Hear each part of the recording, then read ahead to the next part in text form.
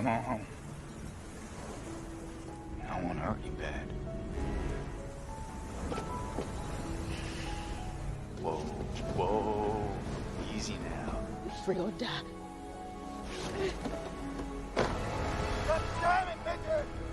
The young woman who jumped from the bridge and declared she would rather be free or die trying is Minty. Minty lived and worked as a slave on a southern plantation for a white slave owner named Edward Brodus. After receiving a flogging from her owners that left her with a head injury, Minty has since been blessed with visions into the future, which she views as a gift from God. One day as Minty lays on the grass, she had a vision of 3 black girls being sold into slavery. She saw flashes of the girls pleading for help while being sold to other white slave owners. During her vision, a black man in a cap kneels in front of her and asks her to open her eyes. He is John, Minty's husband. John, in contrast to Minty, is a free man. Minty sees John caressing her cheeks when she opens her eyes. John tells her he has received a letter with some excellent news, and the two are overjoyed to see each other. The slaves on Edward Brodus's property assemble outside the front porch for a speech by a local minister. John chooses to let Edward Brodus know about the letter that contains the final will made by Edward's great-grandfather. The will states Minty's mother is to be free at the age of 45. According to Edward, Minty and her family are all his property, and that will remain the case for the rest of their lives whether or not a will is legally valid. They are his. Upon her return from her ruthless master's house, Minty prays to God to punish Edward. Edward's son Gideon finds her wishing for his father's death and told her that God don't hear black people's prayers. He lets her know he has decided to sell her to a new master. Suddenly, Edward Brodus died for unknown reasons. The whole family mourns his death along with the enslaved, who are rather happy at his demise but are still concerned that Gideon is now in charge. Minty has another vision of herself fleeing the farm as she is chopping wood on the farm. As soon as the vision ends, she decides to leave.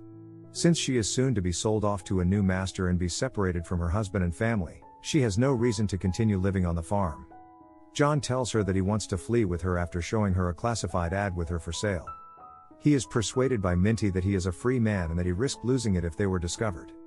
John is requested not to accompany her on her journey.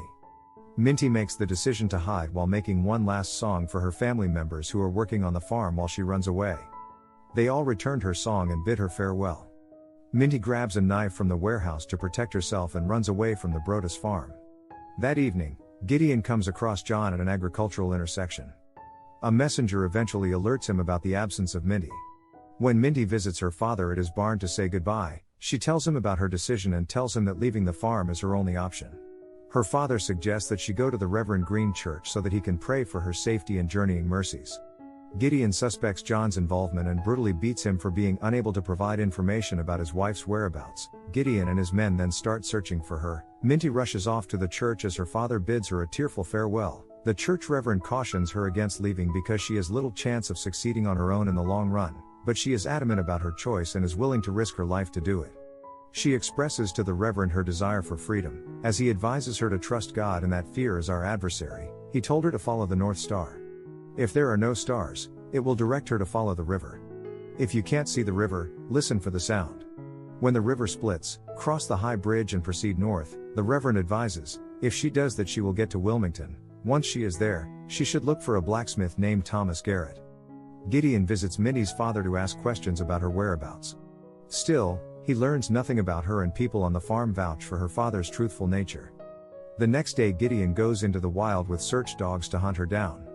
Minty runs from the search group but soon gets caught as she gets surrounded on both sides of a bridge. She intends to jump over while Gideon tries to calm her down by telling her that he will no longer sell her, but Minty jumps from the bridge, but before she did, she informs him that she would rather be free or die trying.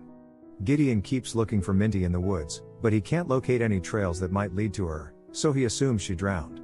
Later, Minty awakens at the coast and resumes her run in the direction of the closest town. She receives a free trip to the north by hiding behind in a traveler's cart. When Minty finally arrives in Wilmington, she inquires about Thomas Garrett's whereabouts and discovers that she is almost at her destination. Minty collapses from tiredness after meeting Thomas Garrett, this attributed to her lengthy journey. Thomas later drives her to the Pennsylvania border and promises her freedom on the other side. He instructs Minty to locate the Pennsylvania Anti-Slavery Society and meet William Steele, who will assist her in continuing her journey.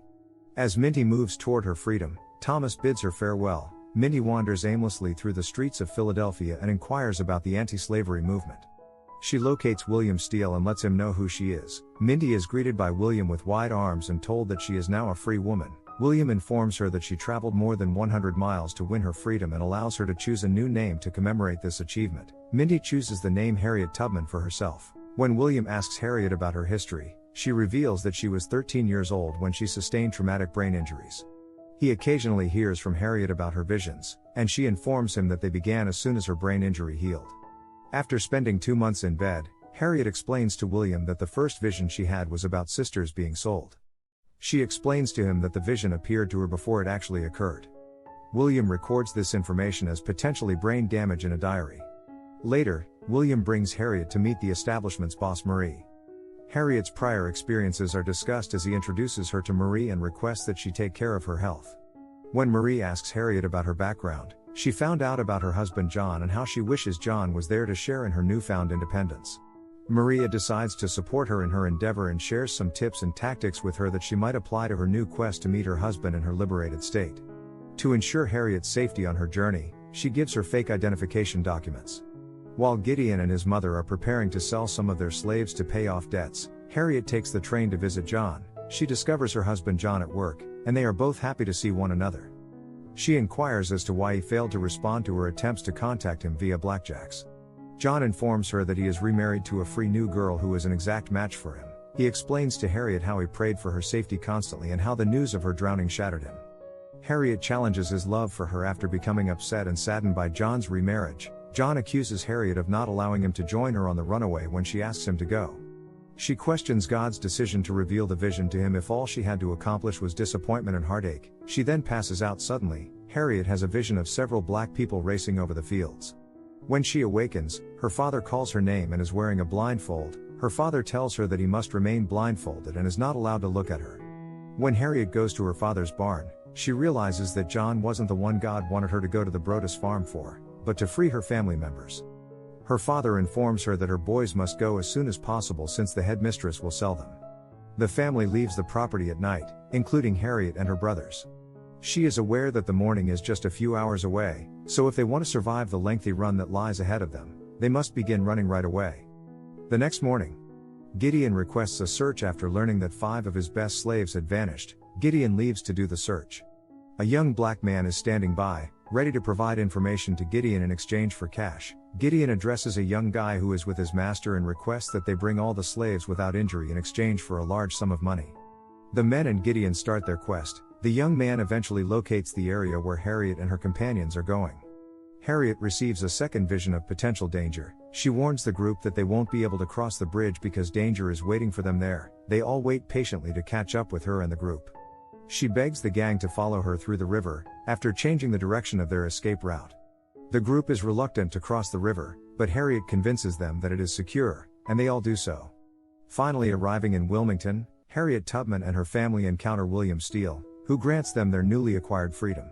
Harriet and Marie talk about revisions, and she discovers that, in the larger scheme of things, John was merely a stepping stone for her. She is introduced to the anti-slavery committee members by William, who also gives her the job of railroad conductor. The conductor finds working slaves on farms and leads them along the runway. They also lead slaves or passengers to safe houses or stations that station masters run. With this newfound chance, Harriet boldly performs her duty by releasing other slaves from the control of their owners. William is happy to see so many slaves regaining their freedom and takes note of their accounts of mistreatment by their owners. Due to a spike in runaway cases, Harriet's activities draw attention to both her and the organization. Harriet resists William's request to calm down and finish her task in favor of releasing her sister. When Harriet goes back to the protest farm to see Rachel, she begs her to join her in running away, but Rachel declines. Up until she discovers a means to release her, she prays for her sister's safety. The name Moses is now associated with Harriet. People all around the nation think she is a male vigilante who frees slaves. Due to the rise in runaway incidents caused by her, white people are concerned about their power and travel to Baltimore to voice their concerns to higher authorities. They requested Moses' arrest and that new legislation governing runaway slaves be passed. Gideon rediscovers the slave tracker in Baltimore. Together, they head to Philadelphia to look for the woman. After learning that the Moses they all sought after is Minty, Congress approves the Fugitive Slave Act, which further destabilizes Philadelphia. Every escaped slave makes an effort to flee farther north, towards Canada. William tells Harriet that her family is safe and wants her to come with them as soon as possible. She asks him to hold off because she needs to say goodbye to Marie before departing. When Harriet arrives at Marie's house, she discovers Gideon and the black man abusing her in exchange for information.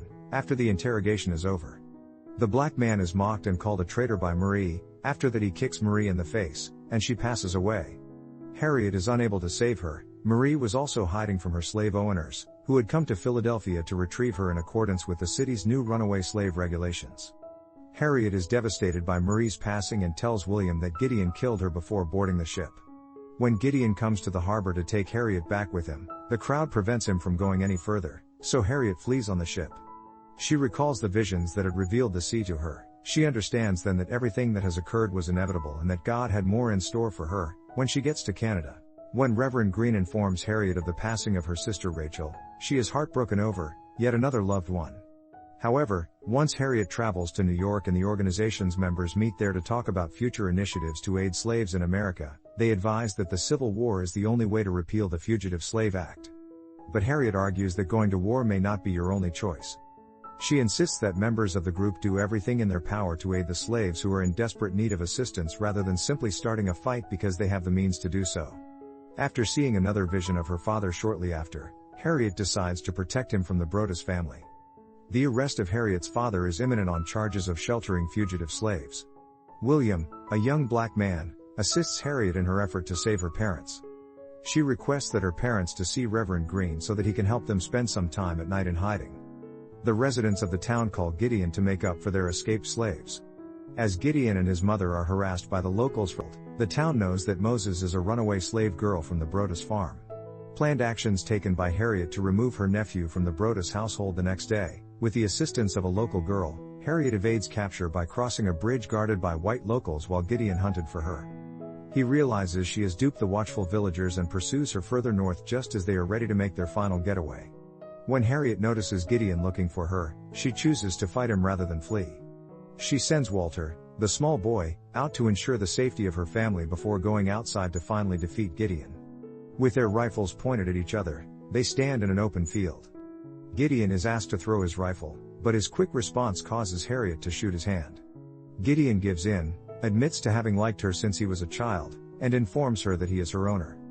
Gideon's life is spared. He was informed by Harriet that she is not owned by anyone. Her people and her family enjoy and will continue to enjoy freedom. There is a civil war, and after 2 years, Harriet, who is in charge of an army troop, sets out on a quest to free as many slaves as she can.